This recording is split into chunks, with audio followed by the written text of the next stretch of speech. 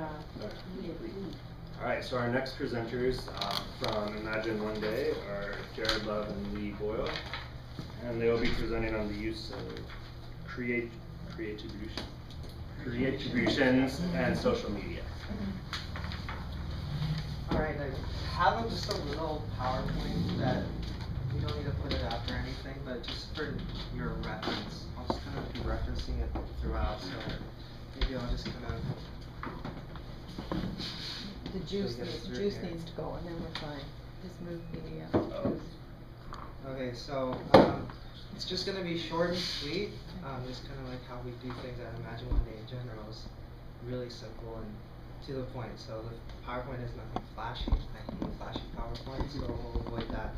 So there's two different ways that I think I'll talk about today is reaching out to social media and traditional media, which I personally see as really one and the same, except just different approaches. But it all boils down to what the organization is doing in order to reach out to those two particular audiences. So basically, you've already, Todd, was it? Yeah. Already kind of touched on filtering through the noise, which is really important. Unless you have a clear goal and a clear message, no one's going to understand what you do. And I'll touch on that later, but there's a few things I just kind of wanted to talk about. Is that you don't necessarily need to talk about all aspects of your program and all the events and all the campaigns, because people get confused really easy. I always assume when I'm talking to anybody who's never heard about Imagine One Day or our work in Ethiopia, it's like I'm talking to a 6-year-old. Not condescending, but boiling that down to the 3 or 4 key things that really explain what we do. And another thing is be authentic. Don't feel like you need to cover all your bases in order to get your message out there. Just really say the thing you need to say, and if people have questions, they'll have questions.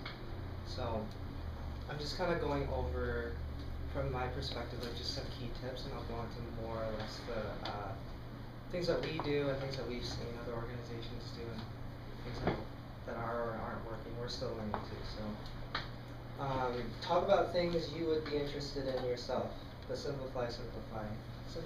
So from my perspective, and like the people that come and help out at Imagine One Day, or our partners, or anybody who has at least a working knowledge of our work, is that when we talk about what we do, is basically look at it from the perspective of what you want to hear.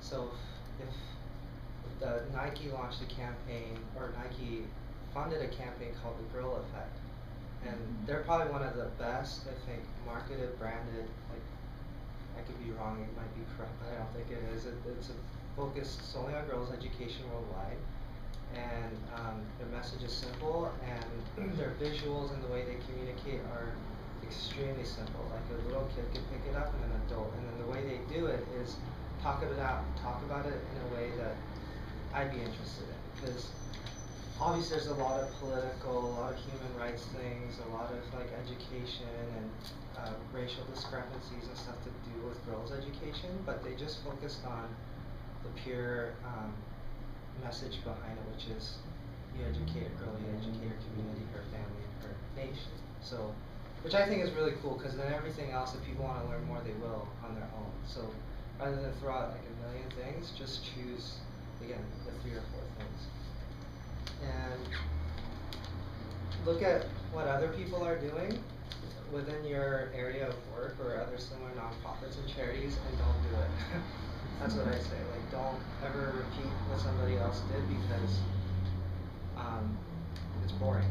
And I think in our climate and culture today, like we live in a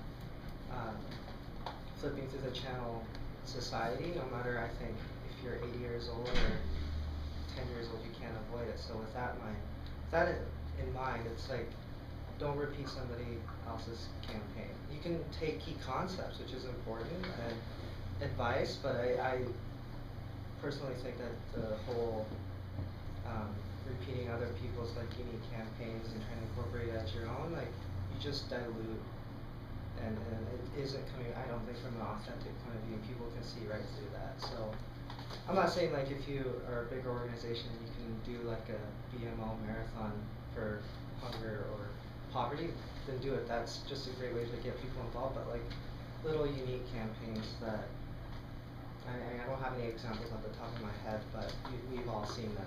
I'm just saying that like take maybe something that they did and reinvent the wheel and make sure that what you do is speaking the message of who you are as an organization, not just because it's a cool, catchy campaign.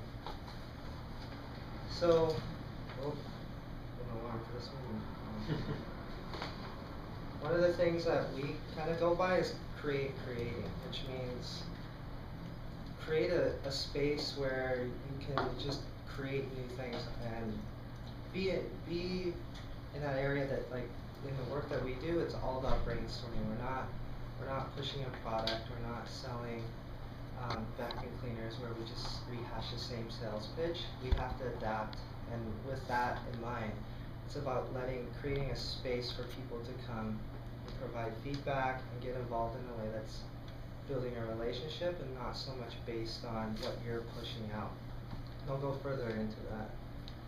So one of the things that we go by is allow stories to happen naturally rather than forcing it and trying to fit it into a specific campaign. And what I mean by stories is essentially what gets people excited and connected to something particular.